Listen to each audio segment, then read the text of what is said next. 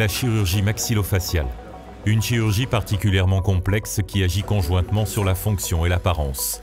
Une chirurgie qui intervient sur des patients victimes d'accidents, d'agressions, mais aussi pour corriger les anomalies de la face. À chaque visage, une stratégie opératoire qui s'appuie de plus en plus sur le sur-mesure. Ici, au HUG, la modélisation 3D comme l'impression 3D guide chaque étape de nombre de prises en charge. Autant de technologies de pointe pour affiner chaque geste au bloc opératoire et garantir un résultat optimal. La base de départ pour la chirurgie de précision, c'est le crâne du patient. Ce crâne, il est obtenu à partir d'un scanner. À partir de ce scanner, on fait l'impression du crâne d'un côté. Même CT scan est utilisé sur des plateformes dédiées également pour des planifications virtuelles. Ces planifications virtuelles permettent de simuler l'intervention chirurgicale et une fois cette planification faite, on peut prévoir également des plaques sur mesure, justement, qui reproduisent les mouvements planifiés.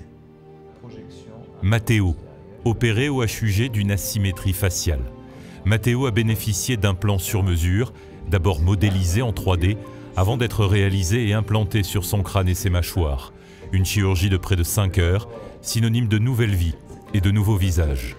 De naissance, j'ai un problème auditif, une malformation. Lié à cette malformation, j'ai aussi une paralysie du palais, la mâchoire du bas qui est décalée de côté en arrière, puis aussi un peu celle du haut. À partir d'une année avant le début de l'opération, j'ai commencé à avoir la mâchoire qui se bloque, ou qui commence à grincer un peu, puis ça aurait pu avoir des conséquences un peu plus graves si on n'avait pas fait cette intervention. Ça, c'est le nerf.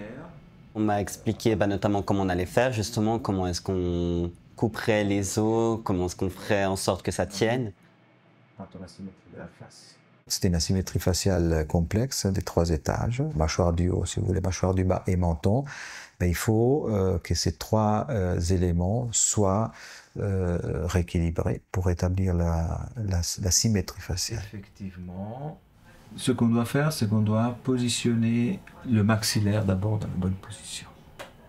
Et tac. Donc, vous voyez, ça, maintenant on a la position du maxillaire comme il doit être dans les 3 plans de l'espace. Hein, ce qui provoque, par rapport à la position de la mandibule d'origine, un gros décalage qu'il faut corriger avec les ostéotomies au niveau mandibulaire. On se réveille avec un autre visage au final. Le côté compliqué sur le point de vue psychologique, c'est de réussir à accepter, entre guillemets, ce nouveau visage comme le sien.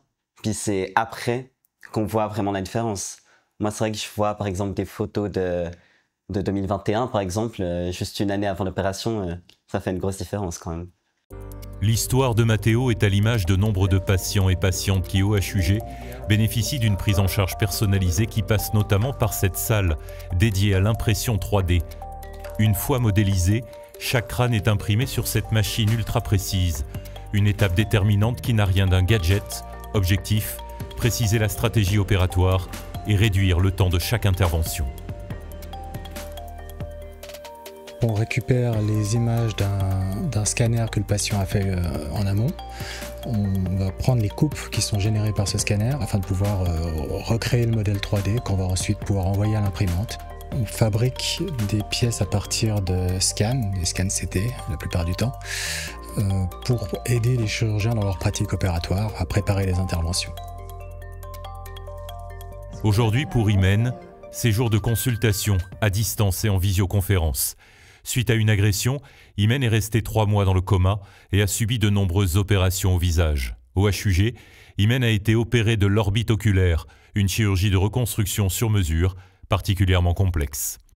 C'était comme refaire une pièce en n'ayant que le toit. Parce que j'ai eu plusieurs plaques de titane pour faire ce plancher orbitaire-là et pour replacer mon œil. Donc c'était pour moi la seule solution que je pouvais avoir. Les opérations que j'ai subies depuis maintenant 6 ans, enfin 5 ans et demi, ça m'a aidé à me retrouver et à retrouver une image plus harmonieuse que ce que je n'avais après mon accident, quoi. Le bloc opératoire, là où tout se passe, là où chaque étape précédente prend tout son sens. C'est ici et maintenant, un peu comme une danse, que la modélisation 3D et que la stratégie opératoire, préalablement définie, va permettre à toute l'équipe de réaliser une chirurgie des plus précises.